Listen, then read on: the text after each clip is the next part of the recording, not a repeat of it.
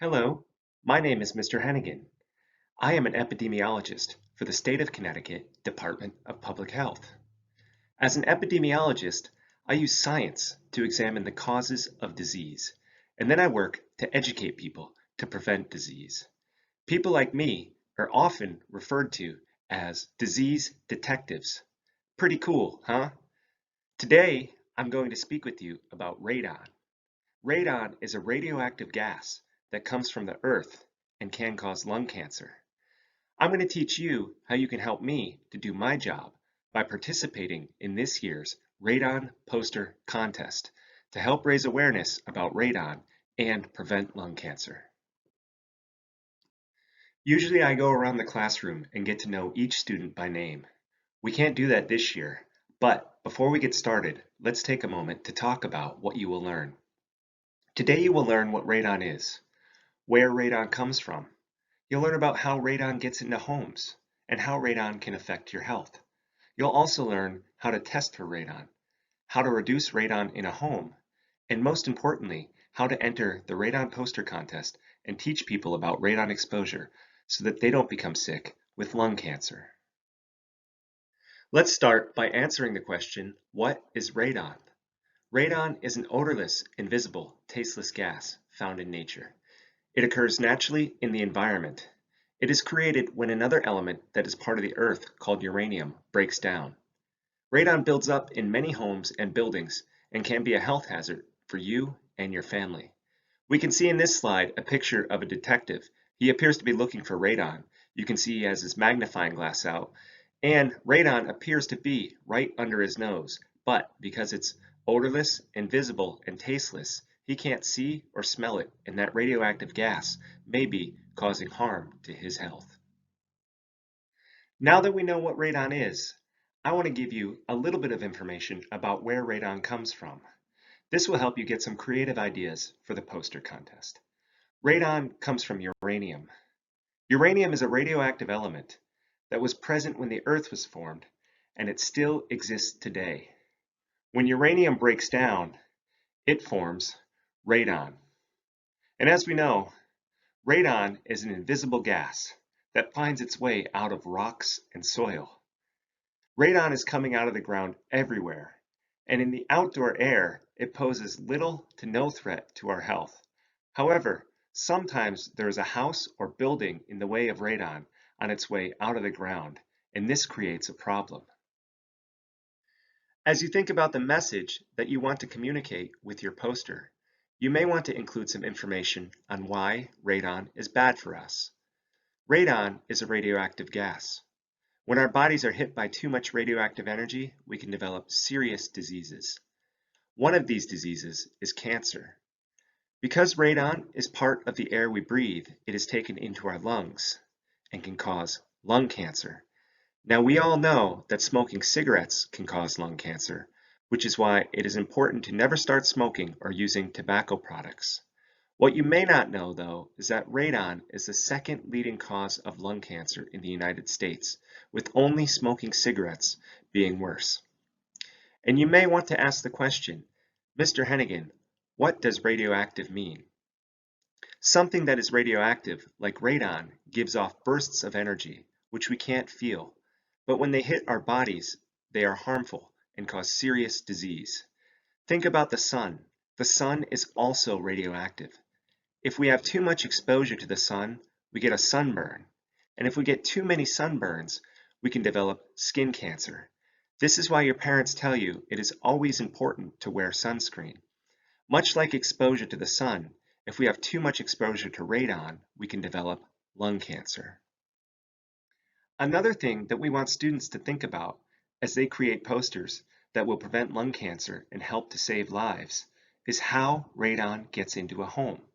Radon is a tricky radioactive gas. First, it travels in small spaces in soil and rock under our homes. Those red arrows that you see in the picture on this slide represent radon traveling beneath the earth.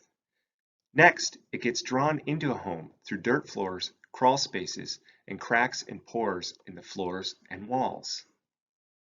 Just like people, a house needs to breathe. Like a vacuum, Homes suck air in from the ground and soil.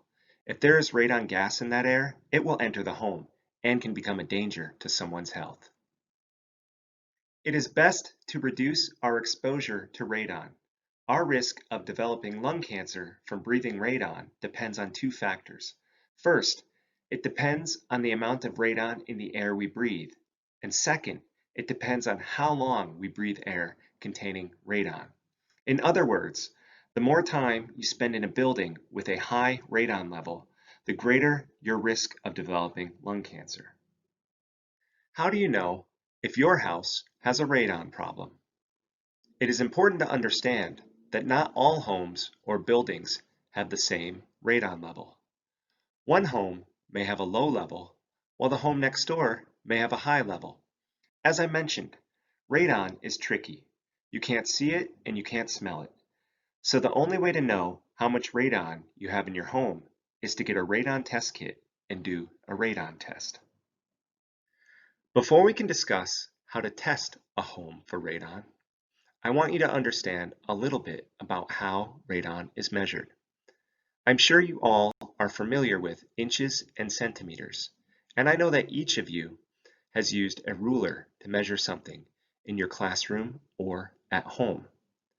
Radon is measured using a different unit of measurement called picocuries. Radon is measured in picocuries per liter of air. This unit of measurement is abbreviated using the letters PCI/L. If we look on the right-hand side of this slide, we see a picture of a scientist working in her laboratory. This scientist is Nobel Prize-winning scientist Marie Curie. Marie Curie made many important discoveries about radon, and as such, the unit of measurement for radon in air is named after her. In the United States, the Environmental Protection Agency, or the EPA, has set an action level of 4.0 picocuries per liter of air. If the level of radon in a building is above 4.0 picocuries per liter of air, then there is a problem and something needs to be done to reduce the radon levels in that building. We should remember no level of radon is safe. I want you to look closely at the message on the top of this slide. You may want to consider using this message or something similar on your poster. When it comes to radon in the indoor air, testing is the only way to know. If we look at these homes on this street, we can see that only one home has a radon level that would not be harmful to human health. The home on the left-hand side of the screen has a radon level of 100 picocuries per liter of air. This is above the EPA action level of 4.0 picocuries per liter of air, which means that something must be done in this home to reduce the radon levels so that the people living inside the home do not develop lung cancer. The home in the center has a radon level of 1.25 picocuries per liter of air. This is below the EPA action level of 4.0 picocuries per liter of air, which means the people living in this home do not need to worry about their lung cancer risk from radon exposure. Now, the home on the right-hand side of the screen has a question mark.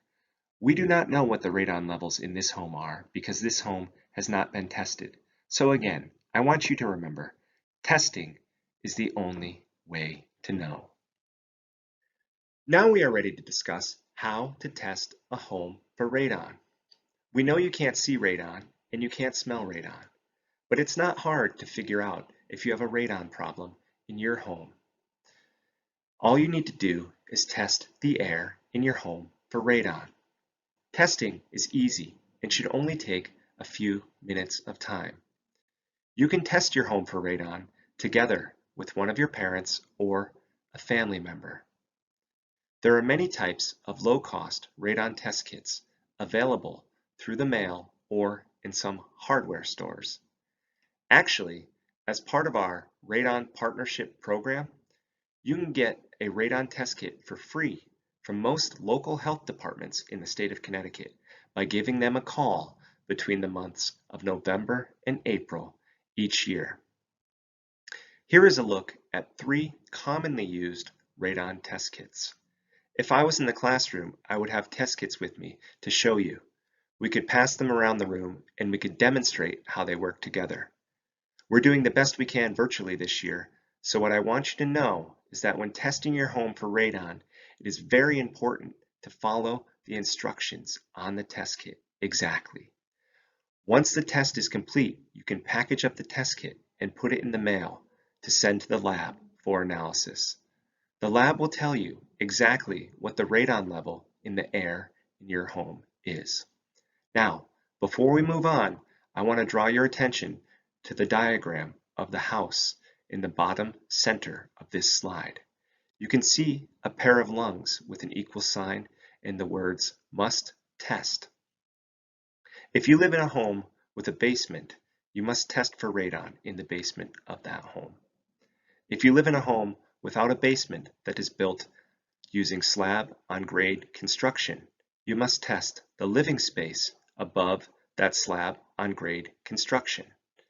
If you live in a home built on a crawl space, you must test the living space above that crawl space.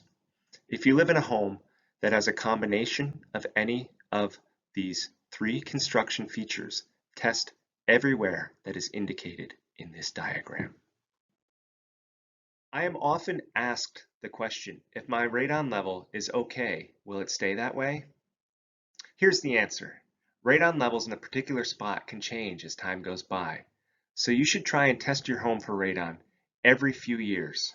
Follow the advice of the bird with the radon test kit in his talons there, and test your home for radon every few years. If you test your home for radon and you find that your home has a high radon level above the EPA action level of 4.0 picocuries per liter of air, don't panic. Even high radon levels can be reduced. You do not need to do what the person in this slide did. They know that radon comes from the rocks and the soil, so they dug a trench around their home, took out all the rocks and soil, and put their home up on stilts. Look at the dog looking up at them saying, "What kind of crazy business have you done here? You have to fly out of your home just to get to your own mailbox." Remember, even very high radon levels can be reduced and you don't need to panic. If you find that your home has a high radon level, again, there's no reason for panic. There are some very simple steps that you and your family can take to lower your risk of developing lung cancer from radon exposure. The most common method to lower a radon level in a home is to hire a person known as a radon mitigation professional to install a radon mitigation system. A radon mitigation system is a vent pipe system attached to a fan, which pulls radon from beneath the house and vents it to the outside above the roof. You can see in the lower right-hand corner of this slide a picture of a radon mitigation system on the outside of a home. Notice the fan and the pipe going up above the roof line. In the center of the slide, you see a diagram of what a radon mitigation system would look like in a home with a basement. And on the left-hand side, you see a happy home where radon levels have been successfully reduced. With everything we learned about radon today, it's now time to go over some serious radon facts.